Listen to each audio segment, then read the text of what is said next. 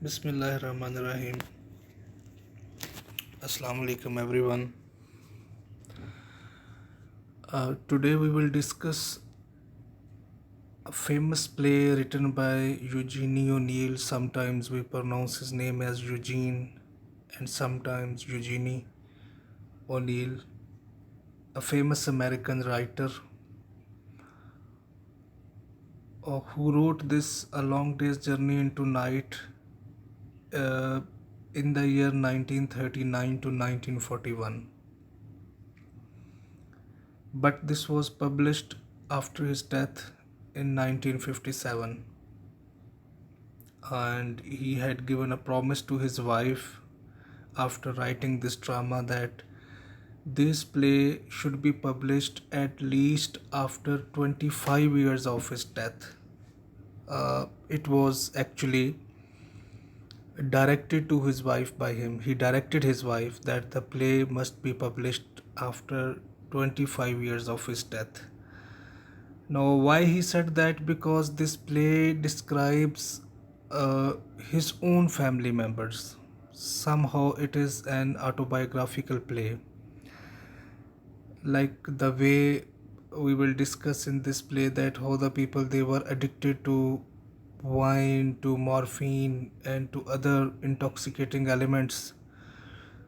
So, it might have been very difficult for O'Neill to publish this in his own life. So this play, the setting of the play is from in August 1912.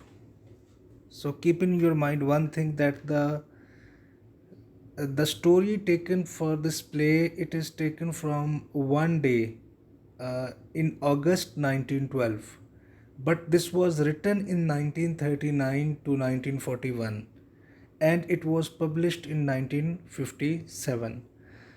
And Eugene O'Neill, he was born in 1610 1888, and he died on 11/27 1953. So let's move on. First of all, we will discuss about O'Neill's life history and then this play. About he is one of the famous, one of the first American great playwright in American literature. A few of the playwrights, those who became very famous, one of them was O'Neill.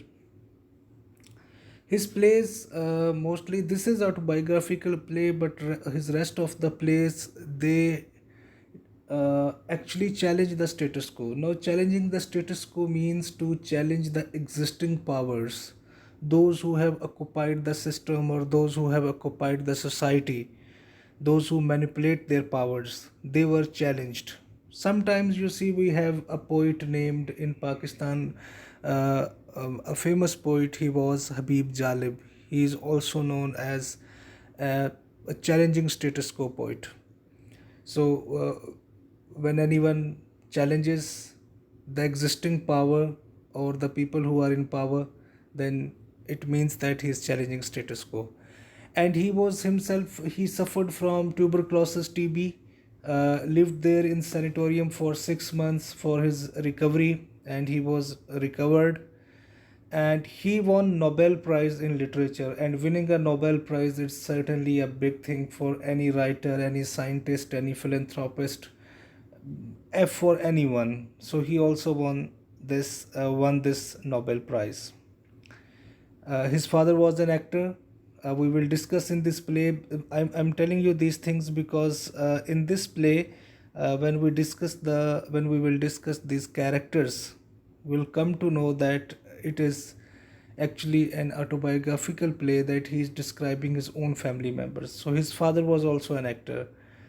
Uh, and as I already told you that he had directed his wife to Eugenie O'Neill, he directed his wife that this play named A Long Day's Journey into Night, it must be published after 25 years of his death. For instance, if he died, he had died in 1953. So add 25 years to 53. So it had to be published in 1972. But after his death, his wife took the initiative and she published it in 1957. It was a big hit. So let's discuss about this summary of the play. As I told you earlier, that the setting of the play is in August, in summer season in August 1912, and the play ends almost in one day. It starts from the morning and ends at the night. Within the play, the scenes and the characters as they move on, it is only a one day play. So we have Tyrant family in this house. First of all, the Mary Tyrant, the mother uh, of Jamie Tyrant and Edmund Tyrant, and she is wife of James Tyrant, who is actor. Mary Tyrant, she is addicted of morphine. Morphine is a kind of drug like heroin, a very dangerous and deadly drugs. Now, how morphine, Mary Tyrant, she was addicted to morphine because when she gave birth to Edmund, her son, she was in extreme pain, and the doctor he suggested her morphine, gave her injection of morphine so that she would feel relaxed, and after that she became addicted to it. And James Tyrion, he is an actor, and but he could not become a great actor like the one who had earned a lot of money or who had earned a lot of fame. Not He was not a high class actor, you can say. He was just an average actor. In acting, he could not mark his name. So marking names means if you are a student, the one who gets, always remains at number one. If you are a teacher, if you are a doctor, anyone. So once you are doing just managing with the situation, not doing extraordinary results, you are not showing, it means that you are just an average actor. So he was, James Tyrion, an average actor. The play begins that when they were discussing this, James Tyrion and Jamie Tyrion, they are discussing that about Mary Tyrion, who has just come back from a rehabilitation center because she was addicted to morphine, and she was sent there in rehabilitation center so that she may get away with this habit of addiction of morphine. So they were discussing that Jamie Tyrion, he says to his father that he is having a doubt that Mary Tyrion, she is again addicted to morphine. Although they had sent her to a rehabilitation center in a sanatorium, but again she is addicted to it. And James Tyrion, he also believes because the way Mary Tyrion is behaving and the way she is talking, the way sometimes she is always high in intoxication, and both of them, they can easily judge that she had addicted, she had taken some dose of morphine.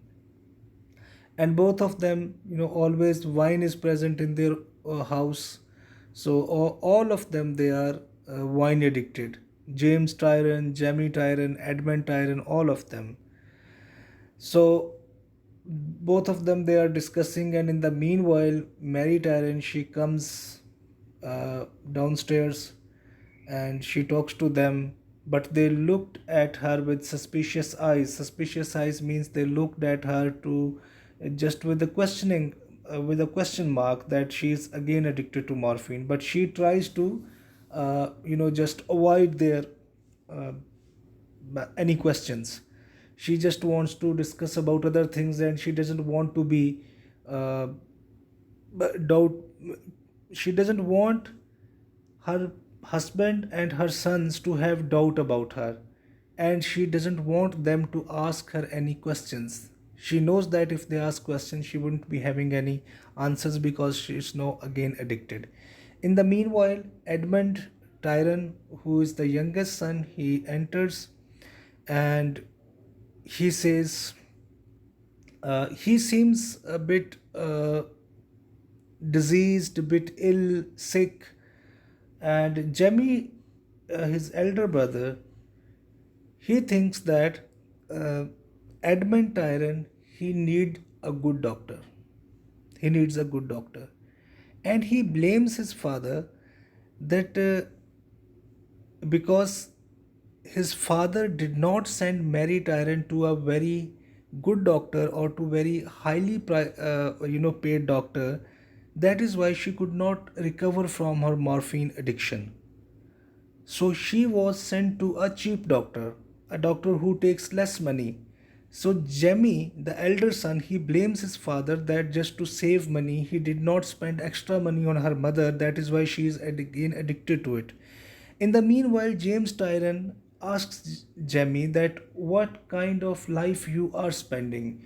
You have lack of ambition, you are lazy, you are not doing anything in your life, you do not have any right to say anything to me.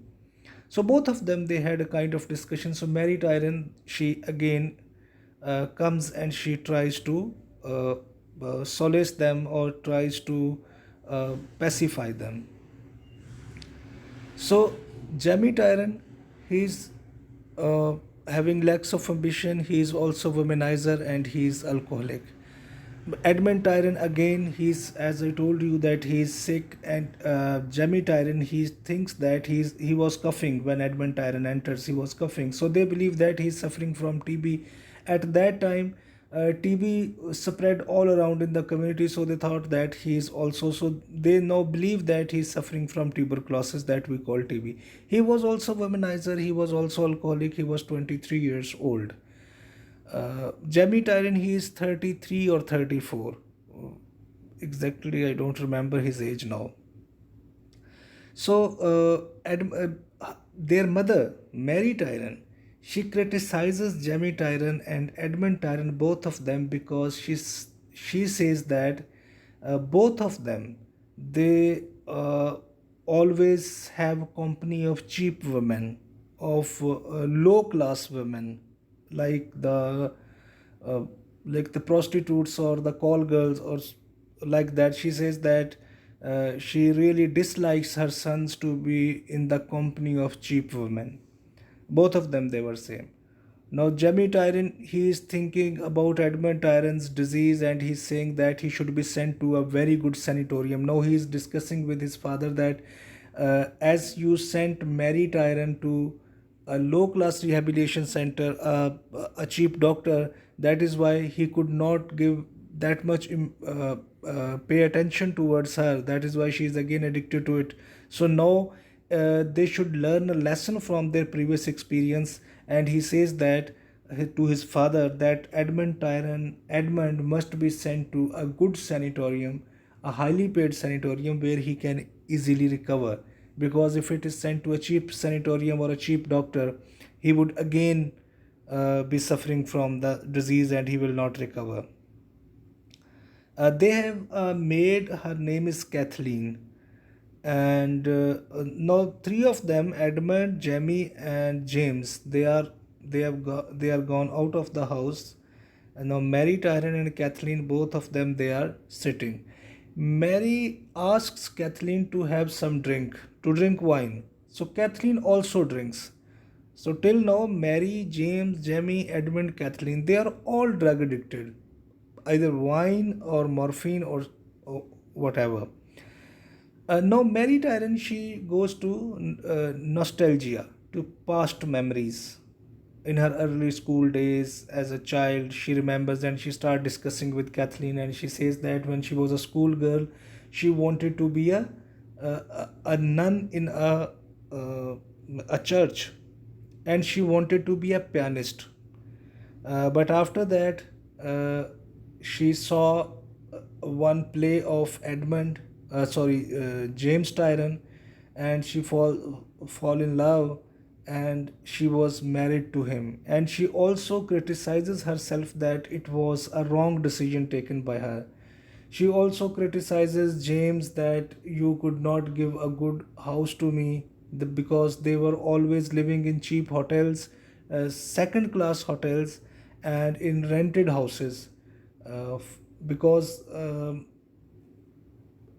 James Tyron he had to move from one city to another for his dramas, to have plays in different theaters in different dramas. So they could not buy a good house, their own house. They were living in. So she also criticizes, and she also mentions to Kathleen that it was a wrong decision by her to marry him. but it was her own decision. And then uh, she gave birth to another son. Her name, a bit name is mentioned that Esther was the name of the child, who was, uh, you know, who could not survive. He just died after his birth. And after that, Edmund was born when she became addicted to morphine. So in the meanwhile, three of them, they come back and they start discussing again. Again, there is a quarrel between James and Jamie, and Jamie says that he is more conscious and he is more careful about the family and about Edmund's health. But James say that you are having no ambition and you always waste money on cheap. He also criticizes them that you always waste money on cheap women. That's why you do not have any right to interfere in the house affairs. But again, they are living uh, just an average middle class family life where all the family members they are drug addicted. So now Mary, she again comes downstairs. She went up to her room and she comes back again. Now she had again taken a dose of morphine. She is again high, and in the meanwhile they are discussing, and the play ends. That is all about A Long Day's Journey into Night, written by Eugene O'Neill.